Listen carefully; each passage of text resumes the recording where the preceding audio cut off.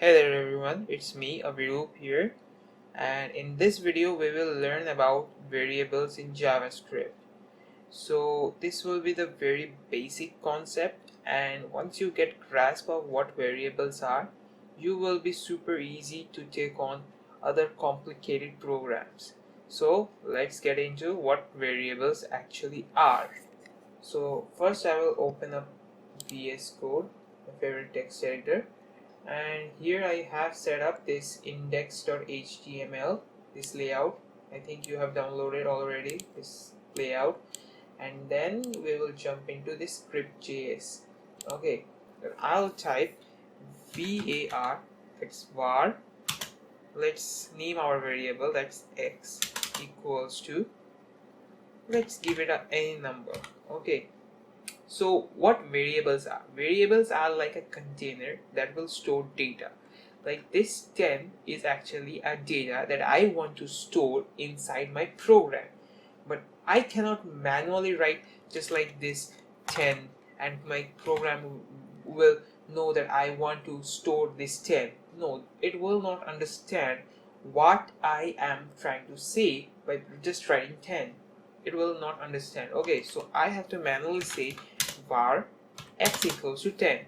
You can assume like x is our container and I'm saying my program to like keep this value 10 inside this x variable in this x container. Okay, so this is what variables actually store. So now here comes the fun part. You can name your variables anything you want. For example, my name is Aviroop. I can also write Aviroop equals to hi. Did you notice something? Like I'm now storing a sentence. Okay, inside this variable Aviroop. I can also change the name to like say x. This will override this previous one and it will update that container with this message of hi. Okay, so enough of theory, let's see it visually. So I'll console log this message, log x. Okay, let's run the live server. Do we have here? I guess not. I have to go in here. Let's go live. Yep, here we are, and let's open up the console. If you don't know how to open console, you can just go to inspect element, open up here, and you can go directly into console. Okay, let's refresh it and let's hide this warning messages. Okay, here we go. Let's zoom in a little bit. So you can see that it is printing 10, which means that our program getting input as x equals to 10, it's storing the value of 10, and it's also showing the output here from this line. Okay, just try to remember that this line helps to produce the outputs that are stored as an input, or that are stored as a variable, object, whatever it will come. It helps us to produce the output in the console of the browser. Okay, so let's see. So now if I console log here again, you will see a very interesting thing, that is x will now be overwritten. Okay, see here, previously it's printing 10 and now it's printing hi. You can also do something more creative, that is, let's say x comma x, oh, not like that, x equals plus x.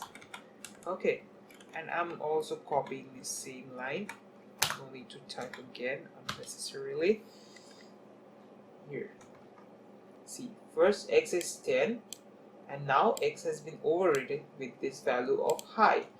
So which means that your program previously stored this data inside its memory.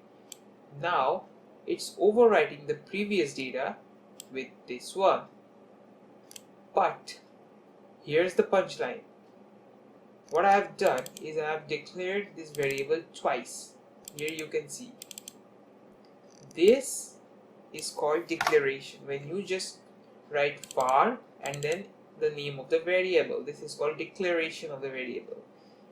And what I'm doing here is defining the variable. What should the variable actually store? Okay, so in this line I'm doing this declaration and defining in two ways. Okay, you can define your variables like this as well, like x equals 1000. Okay, that will also do the same thing, but you must also define the variable earlier. Okay, like var x equals 1000 if you want to store 1000.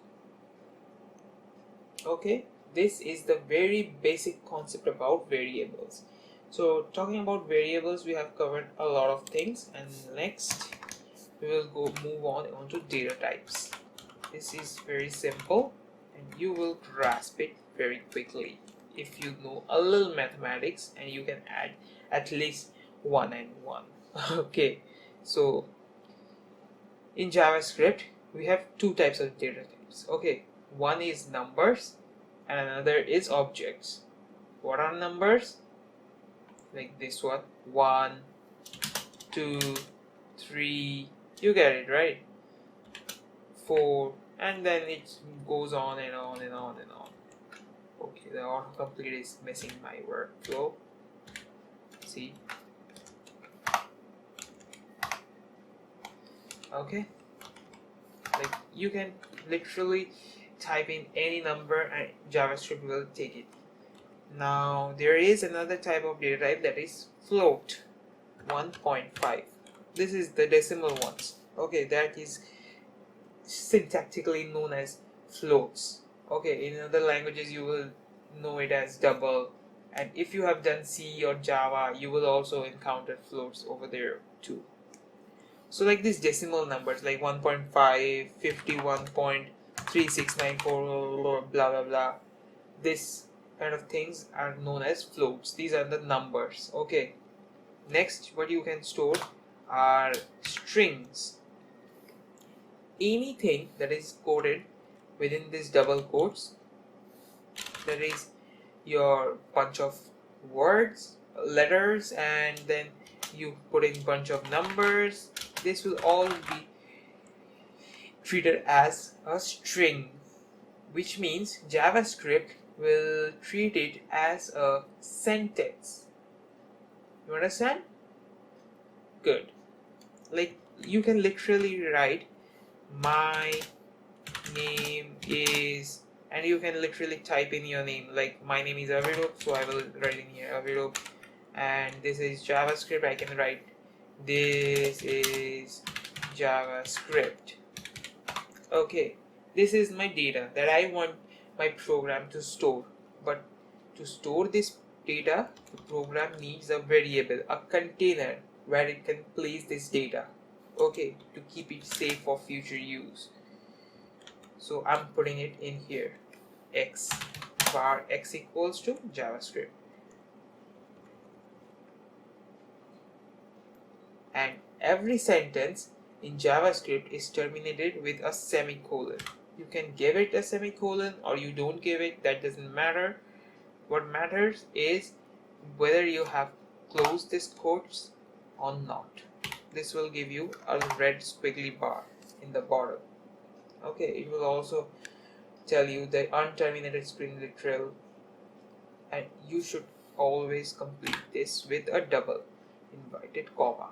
Okay, now what about single inverted commas? You can write it as well.